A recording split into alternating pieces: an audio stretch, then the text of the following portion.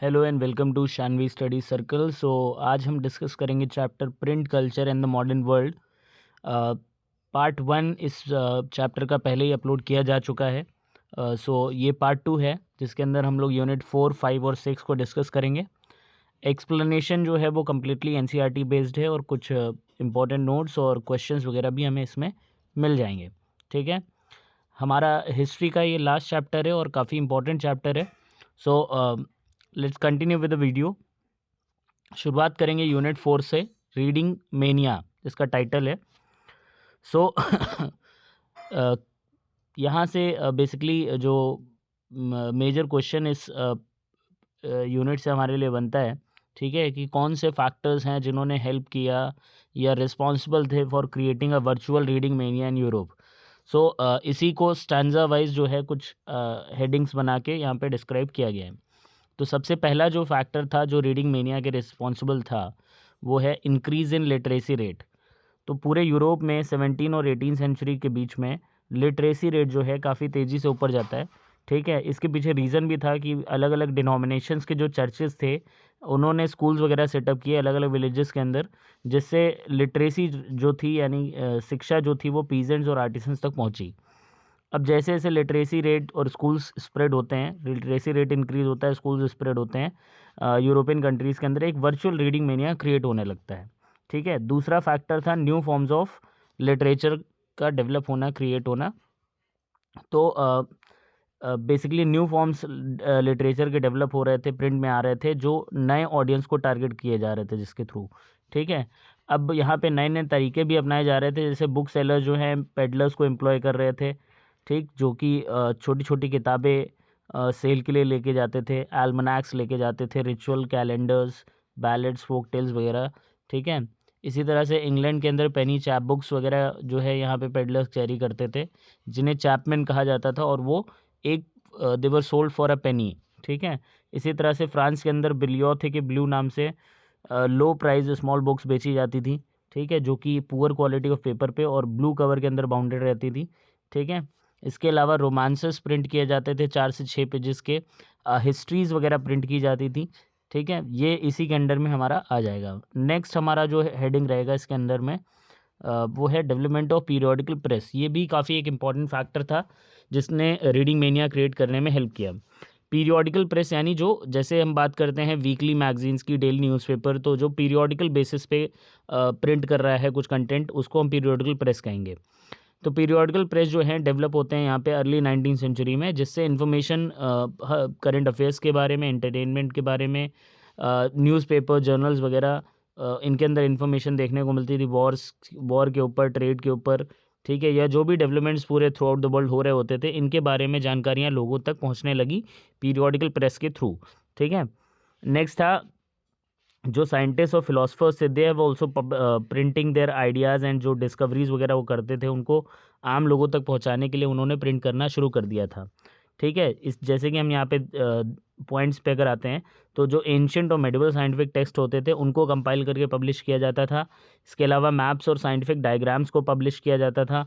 ठीक, साइंटिस्ट जैसे कि इसाक न्यूटन, इन्होंने अपनी डिस्कवरीज वगैरह पब्लिश की ताकि जो दूसरे साइंटिफिकली माइंडेड रीडर्स हैं उनको ये इन्फ्लुएंस कर सकें, मोटिवेट कर सकें। ठीक है, इसी तरह से जो थिंकर्स वगैरह थे, थॉमस पेन, वोल्टेयर, रूसो वगैरह, इनके आइडियाज़ को बहुत वाइडली प्रिंट किया जा रहा था और लोगों तक ये पहुंच रहे थे प्रिंट के माध्यम से। ठीक है, तो ये आंसर हमारे यहाँ पे कंप्लीट होता है। Moving on to the next topic, अगला टॉपिक जो है हमारा वो है tremble therefore tyrants of the world. ठीक है, ये जो स्टेटमेंट है, ये जो लाइन है, बेसिकली ये एक नॉवलिस्ट थे 18 सेंचुरी के जिनका नाम था लुइस सेबास्टियन मर्सियर, इनकी लाइन है।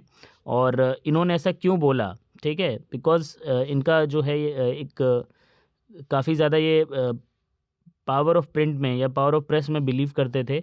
इनका मानना था कि भाई इसमें प्रिंट में ये पावर है कि वो एनलाइटनमेंट लेके आ सकता है और डेस्पोटिज्म को ख़त्म कर सकता है। ठीक है, बेसिकली मिड 18 सेंचुरी के अंदर एक कॉमन कन्विक्शन इस्टाब्लिश हो चुका था कि बुक्स जो है एक मीन्स है, माध्यम है of spreading the progress and enlightenment. ठीक, तो बहुत सारे लोगों का ऐसा मानना था कि बुक्स जो हैं वर्ल्ड को चेंज कर सकती हैं, सोसाइटी को डेस्पोटिज्म से लिबरेट कर सकती हैं और एक ऐसा टाइम ला सकती हैं जब रीज़न और इंटेलेक्ट का रूल होगा। ठीक है।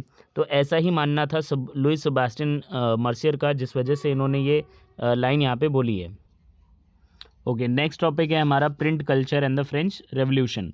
अब यहाँ से हमसे क्वेश्चन पूछा जाता है कि भाई प्रिंट कल्चर किस तरह से फ्रेंच रेवोल्यूशन के लिए जिम्मेदार है, रिस्पॉन्सिबल है, इसके सपोर्ट में कुछ आर्ग्यूमेंट्स दीजिए। तो हम यहाँ से पॉइंट्स बता सकते हैं। पहले तो पहला पॉइंट बता रहे हैं कि भाई बहुत सारे हिस्टोरियंस का ऐसा मानना है कि प्रिंट कल्चर की वजह से ऐसी कंडीशंस क्रिएट हुई जिसकी वजह से फ्रेंच रेवोल्यूशन हुआ एक्चुअली में। तो सपोर्ट करने के लिए आर्ग्यूमेंट्स की अगर बात करें तो हम पहला पॉइंट कह सकते हैं कि print actually popularize the ideas of enlightened thinkers, जैसे कि वोल्टेयर, रूसो वगैरह, इनके आइडियाज़ को लोगों तक पहुंचाने का काम किया। ठीक। और जिन लोगों ने इनके आइडियाज़ को पढ़ा, इनकी किताबों को पढ़ा, they started looking the world through new wise, एक नए तरीके से उन्होंने वर्ल्ड को देखना शुरू कर दिया। एक्चुअली इन लोगों की जो राइटिंग्स हुआ करती थी उसमें ये लोग क्रिटिसाइज़ करते थे जो स्टैब्लिश ट्रेडिशंस हुआ करते थे, सुपरस्टिशन, डेस्पोटिज्म वगैरह, इनको क्रिटिसाइज़ करते थे। ये अपनी राइटिंग के थ्रू अटैक करते थे जो सेक्रेड अथॉरिटी है चर्च की उसके ऊपर, या जो डेस्पोटिक रूल था रूलर का उसके ऊपर। ठीक है।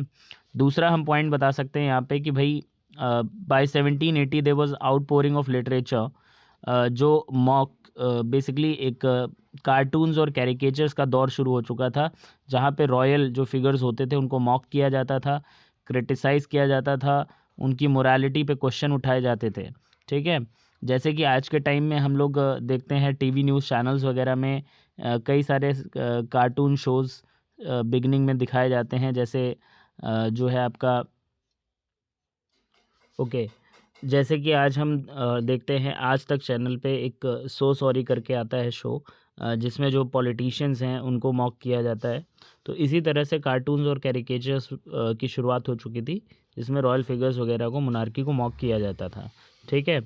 एक पॉइंट हमारा और है यहाँ पे कि भाई print created a new culture of dialogue and debate, यानी जो भी वैल्यूज़ थी, नॉर्म्स थे, इंस्टीट्यूशंस थे, उनको री इवैल्यूएट किया जाने लगा, उन पे डिस्कशंस होने लगे, पब्लिक यहाँ पे सवाल उठाना शुरू कर दिया लोगों ने। ठीक है। जो एग्जिस्टिंग बिलीव्स थे, आइडियाज़ थे उनके ऊपर। ठीक। तो इस तरह से हम कह सकते हैं कि जो प्रिंट कल्चर है वो फ्रेंच रेवोल्यूशन से कनेक्टेड है, या इसने इसको इंस्पायर किया। ठीक है। नेक्स्ट वी हैव हमारे पास एक इमेज है जहाँ पे इसी चीज़ को दिखाने की कोशिश की, एक कैरिकेचर ही कह सकते हैं इसे। ठीक। जहाँ पे हम देख सकते हैं कि भाई जो मोनार्की है, नोबल्स वगैरह हैं, दे आर सेल्फ अब्जॉर्ब्ड। ठीक है। काफ़ी ज़्यादा वो अपने लाइफ को एंजॉय करते हैं। ठीक है। जबकि जो आम आदमी हैं, जो कॉमन पीपल हैं, उनकी लाइफ जो है it is full of hardship, है ना, मेहनत करके जो है बहुत गुजारा उनका होता है। ठीक है। सो कमिंग टू यूनिट 5, जिसका टाइटल है 19th century.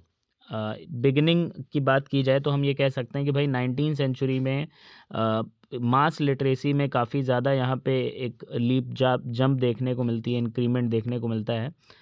Bringing in large number of new readers सामने आते हैं, जिसमें डिफरेंट ग्रुप्स इन्वॉल्व थे, जैसे कि चिल्ड्रेन, वुमेन और वर्कर्स। तो इन्हीं की बात बेसिकली हम यूनिट 5 में करेंगे। शुरुआत करते हैं सबसे पहले चिल्ड्रन से।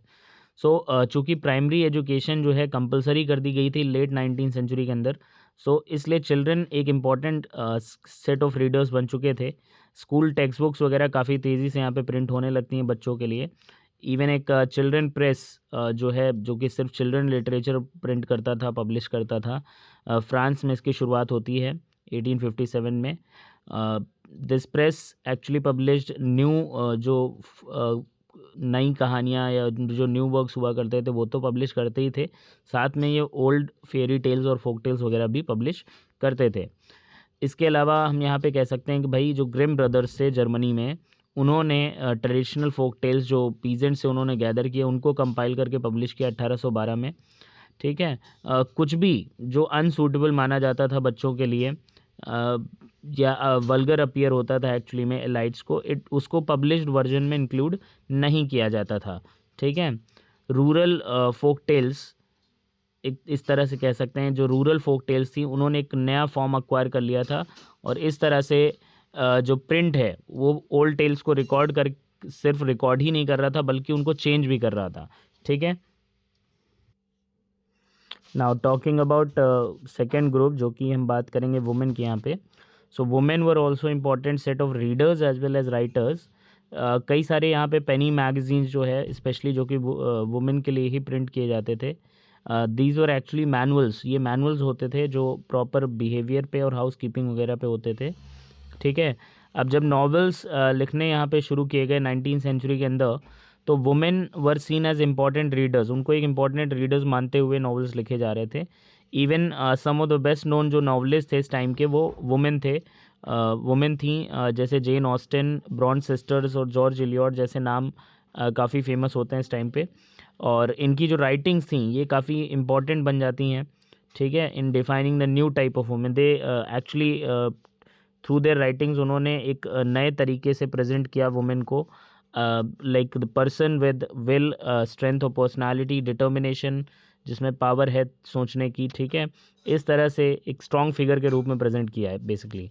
ठीक है, नेक्स्ट हमारे पास एक इमेज है यहाँ पे, जिसका टाइटल है frontispiece of penny magazine. So penny magazines basically publish की जाती थी 1832 से लेके 35 के बीच में इंग्लैंड के अंदर, by the society for the diffusion of useful knowledge. और मेनली जो ये इनके लिए टारगेट जो ग्रुप होता था वो था वर्किंग क्लास। ठीक है, वर्कर। नेक्स्ट सेट ऑफ या ग्रुप जो हमारा है रीडर्स का वो है वर्कर। सो वर्कर्स की अगर बात करें तो यहाँ पे लेंडिंग लाइब्रेरीज़ ने काफ़ी इंपॉर्टेंट रोल प्ले किया बुक्स वगैरह को जो है पहुँचाने में। अगर हम बात करें जो वर्कर्स थे उन तक, आर्टिसंस या जो मिडिल क्लास पीपल थे उन तक। ठीक है, कई बार ऐसा भी देखा जाता था जो सेल्फ एम्प्लॉयड वर्किंग क्लास के लोग होते थे वो अपने लिए खुद लिखते थे। ठीक है, क्योंकि इस टाइम तक जो वर्किंग डे था वो शॉर्टन हो चुका था, मतलब वर्किंग आवर्स कम हो चुके थे। ठीक है, जिसकी वजह से जो है अब उनके पास टाइम होता था सेल्फ इम्प्रूवमेंट और सेल्फ एक्सप्रेशन के लिए। ठीक है, ये लोग पॉलिटिकल जो इश्यूज होते थे उन पे लिखते थे।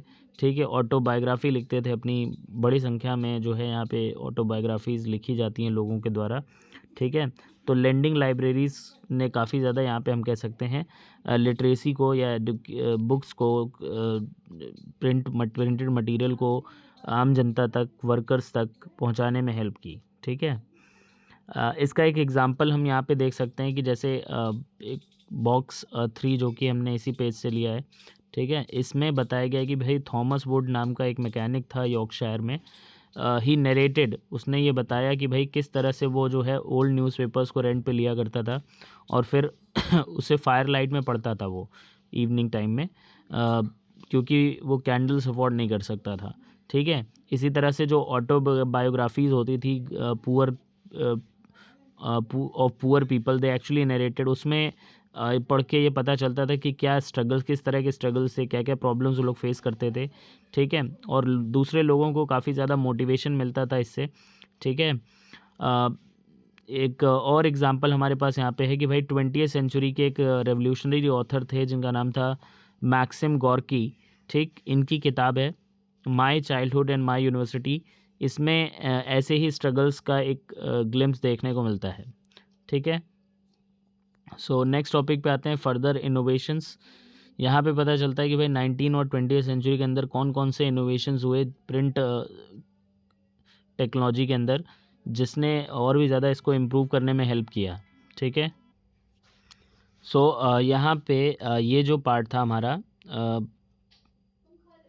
माय चाइल्डहुड और माय यूनिवर्सिटी नाम से जो हमने बुक बताई, ये आपसे वन वर्ड में ऑब्जेक्टिव में पूछी जा सकती है। ये एक इम्पॉर्टेंट क्वेश्चन रहेगा, इस पे ध्यान रखेंगे। अपने टॉपिक पे आते हैं, फर्दर इनोवेशंस, यानी मिड 19th सेंचुरी से लेकर के 20वीं सेंचुरी के बीच में कौन कौन से इनोवेशंस हुए जिन्होंने प्रिंट की ग्रोथ में कंट्रीब्यूट किया। ठीक है, तो सबसे पहले हम बता सकते हैं कि भाई रिचर्ड एम हो नाम का जो व्यक्ति था उसने पावर ड्रिवन सिलिंड्रिकल प्रेस बना लिया था जिससे 8000 शीट्स पर आवर प्रिंट की जा सकती थी। ठीक है, दूसरा जो है ऑफसेट प्रेस डेवलप हो जाता है जिससे 6 colours at a time print किए जा सकते थे।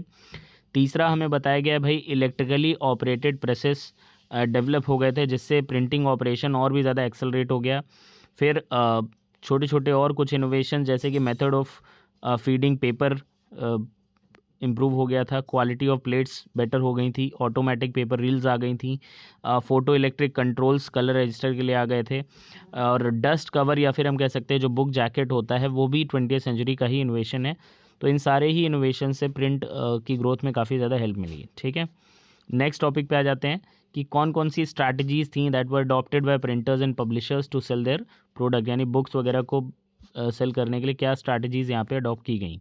तो सबसे पहले हम बता सकते हैं कि भाई 19th सेंचुरी जो पीरियोडिकल्स हुआ करते थे उन्होंने इंपॉर्टेंट नॉवेल्स को सीरियलाइज़ किया, यानी सीरीज़ वगैरह में प्रिंट करना शुरू किया।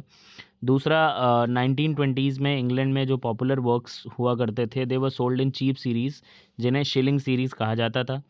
तीसरा बता सकते हैं हम कि जो बुक सेलर्स थे उन्होंने पेडलर्स को एम्प्लॉय किया और वो विलेजेस वगैरह में जा कर के जो है छोटी छोटी किताबें बेचा करते थे, जिसमें एल्मनैक्स, रिचुअल कैलेंडर्स, बैलेड्स, फोकटेल्स वगैरह शामिल थे। इंग्लैंड में पेनी चैप बुक्स वगैरह जो कि पेडलर्स जिन्हें चैपमैन कहा जाता था 1 पेनी के लिए बेचते थे। ठीक है, और फ्रांस में इसी तरह से बिलियोथी के ब्लू नाम से लो प्राइस स्मॉल बुक्स जो कि पुअर क्वालिटी ऑफ पेपर पे प्रिंट होती थी और ब्लू कवर में बाउंडेड रहती थी, इनको बेचा जाता था। ठीक है, अब आ जाते हैं यूनिट 6 में। ये एक्चुअली में काफ़ी इंपॉर्टेंट क्वेश्चन है तो इस पर ध्यान देंगे। ठीक है, अब आ जाते हैं यूनिट 6 में, India and the world of print. इस यूनिट के अंदर बेसिकली हमें जानने को मिलता है कि किस तरह से प्रिंट टेक्नोलॉजी इंडिया आती है और किस तरह से इसका स्प्रेड होता है यहाँ पे। ठीक है, तो शुरू करते हैं। कि भाई पहले तो हम ये जानेंगे कि before the age of print, यानी प्रिंट आने के पहले किस तरह से यहाँ पे जो है कौन सी टेक्निक, क्या तरीका चल रहा था, किस तरह से चीज़ें प्रिंट की जाती थी। तो एक्चुअली प्रिंट कल्चर के आने से पहले, प्रिंटिंग मशीन के आने से पहले, ठीक है, भारत के अंदर मैन्युस्क्रिप्ट्स का कल्चर बहुत ज़्यादा पॉपुलर था। मैन्युस्क्रिप्ट्स क्या होते हैं ज़रा पहले ही समझ लेते हैं। तो मैन्युस्क्रिप्ट एक हैंड रिटन कॉम्पोजिशन होता है जो कि चाहे पेपर पे लिखा गया हो, कि बार्क पे लिखा गया हो, कपड़े पे, मेटल पे, या पाम लीफ पे, या किसी और मटेरियल पे। ठीक है, इंडिया में जो है हैंड रिटन मैन्युस्क्रिप्ट्स का कल्चर काफ़ी ज़्यादा पॉपुलर था। डिफरेंट लैंग्वेजेस के अंदर, बहुत सारी वर्नाक्युलर लैंग्वेजेस के अंदर कई सारे मैन्युस्क्रिप्ट्स यहाँ पे पाए गए। तो मैन्युस्क्रिप्ट्स जो हैं ये बेसिकली पाम लीव्स पे या हैंडमेड पेपर पे कॉपी किए जाते थे। तीसरा, इनके जो पेजेस थे बहुत ही ब्यूटीफुली इलस्ट्रेटेड रहते थे। ठीक, इनको प्रिजर्व करने के लिए जो है यहाँ पे वुडन कवर्स के बीच में प्रेस करके इनको रखा जाता था, या फिर इनको आपस में दे वर स्यूइन टुगेदर। ठीक है, manuscripts continued to be produced till after introduction of print, मतलब लेट 19th सेंचुरी तक इनका सर्कुलेशन जो था वो कंटिन्यू रहा। ठीक है, फिर आते हैं अगले प्रश्न पे कि आखिर क्यों जो मैन्युस्क्रिप्ट्स थी वो बहुत ज़्यादा डेली लाइफ में यूज़ नहीं हो रही थी, इसका क्या रीज़न था। ठीक है, या ड्रॉबैक्स क्या थे मैन्युस्क्रिप्ट से रिलेटेड। तो सबसे पहला, जो मैन्युस्क्रिप्ट्स थे दे वर हाईली एक्सपेंसिव, इनका जो कॉपिंग वर्क होता था ये काफ़ी एक्सपेंसिव था।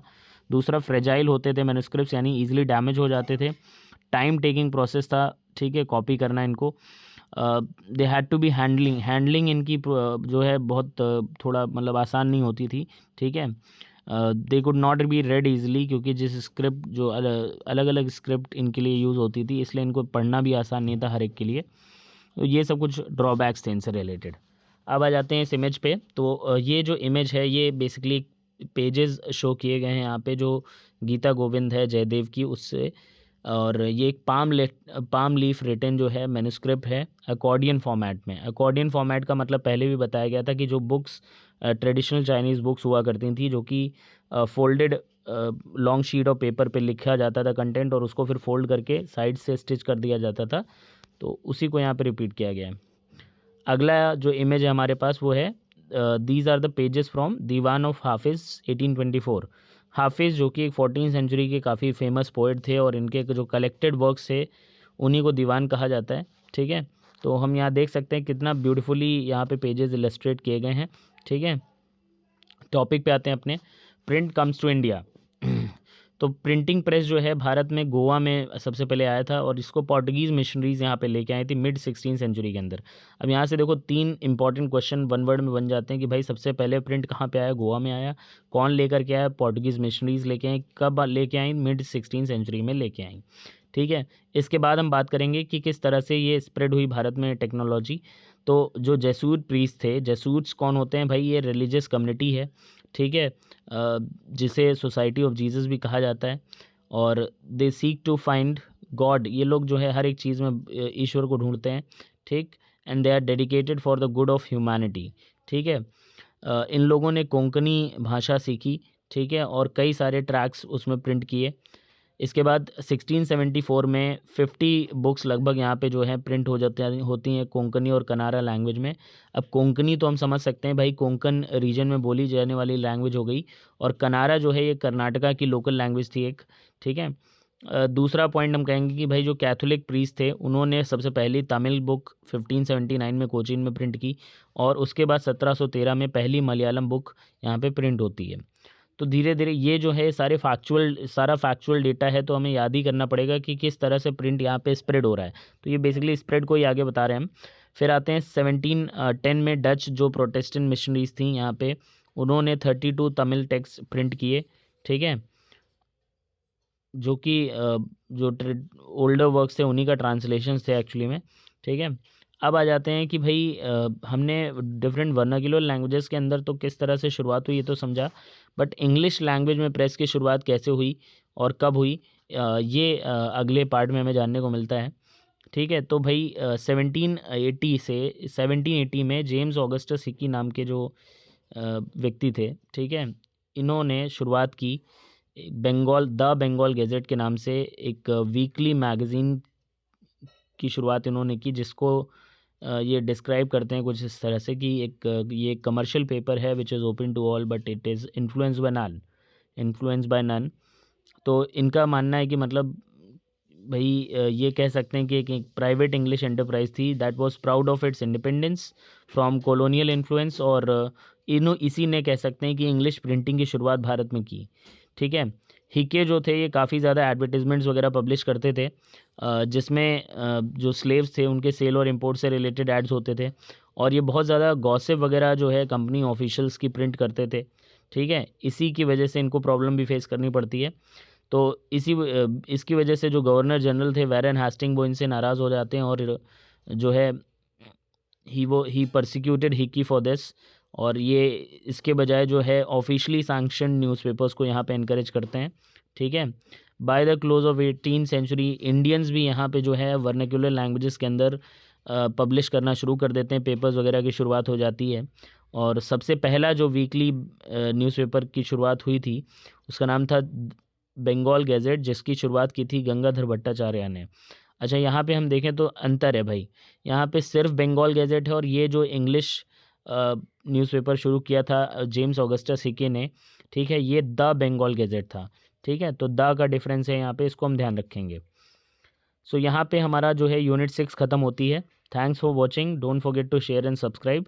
और पार्ट 3 जो है वो भी आपको मिल जाएगा, जिसके अंदर यूनिट 7 और 8 और 9 को कवर अप किया गया है।